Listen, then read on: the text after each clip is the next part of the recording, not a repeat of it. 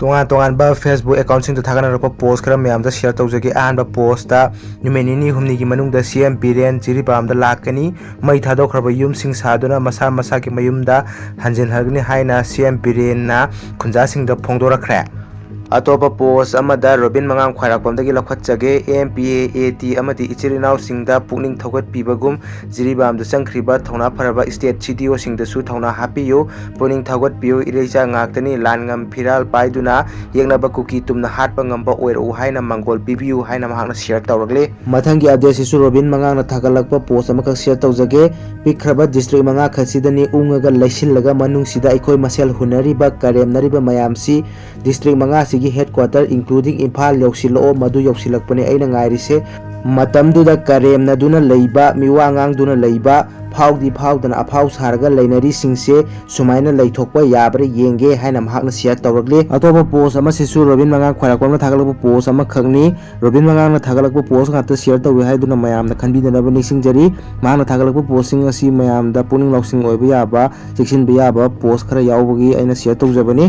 निबोंग खुनौ मैते एरिया सिदा cookie yum मंगा तरा खक ताई मीदी लोई चेनखरे युमसिंगदु सेंट्रल फोर्स ना ngakpiri lamtai खुनौ की मैते की युमयामदुना कुकी ना मै लोई थादोहनखरे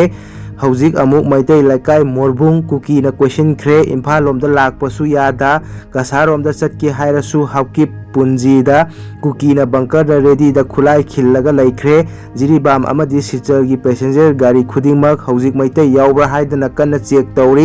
मसीना हौजिक जिरी की फिबम अखोय पावबुदी मफम दुगी पुलिस एमपीएएट कन्ना मिकु खुदिंग लौनरी सी नतना करिनो उपाय लैते हेलीकॉप्टर दा पोट चै पुबसु याबा नते हाईवे दसु अथिंगबा लैखरे पुलिस ना अचौबा दायित्व लौबीबा नत्रदी लोइना सीबा तारे हाइना महाना ngarang शेयर तौरगली अतोप पाव अमदा पाव इरुबगी एडिटर लोया लाकपगी पुंसीदा फोंगना सिंगनरे पिरंबा सिक्योरिटी लौथोखरे युमदा हनबगी लंबीदा सखंगदबा गाड़ी अनीना कोइतान तानखरे लोया लाकपना फोंखिबा पाव अमा हाइबदी मणिपुर की चीफ मिनिस्टर सिन्नबा बीजेपी मनुंगी ओइबा इरांग लाकनी हाइना एजेंसी दगी फंगबा रिपोर्ट अमगी मतुंग इन फोंखिबा पाव अदुगी मतुंग तारकपदा हाइबा थौदोकसिंग असि थोरकपनी हाइरे अतोपा अपडेट अमदा रोबिन मंगांग खरापमदगी लौखटजगे चही अमा हेन मपुंग फाना चाद थक्तबा तुमक्तबा टेंशन मयाम अमना योमदुना कोकसे पुबा थांगबा ngamdrabani masina maram oiraga hairoidaba haikhiba ngangkhiba chaikiba khuding ngakpiyu aduga miyamna su bab tabiyu aikhoise tasena kokse puba ngamjadrabani haibasi aduna tabada nungairodaba wa yarikai haibirakanu nungsina loina hainasi masigi account asina aigi mingda kuki na hangba account ni miyam thajabiginu like amadi comment tawbirunu haina mahangna fake news amagi screenshot hapulakli screenshot adu yangminasi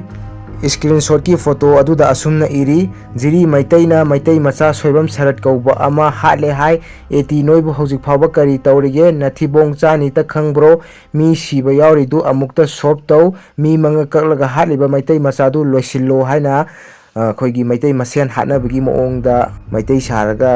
post असि थागलकपनी अतोपा पाव अमदा R K काइकुना थागलकपा post अमका share तौजगे Jiri मैकै पांगलसी इसा सु चटलनी मयाम सु चटलसी जिरी की प्रजा मयाम की अवाबा खरत ओइरसु मतेंग पांगलुसी इमालेबांग याइफरे अखोय मसेन हुनबा तोलसी हाइना महाना share तौरगले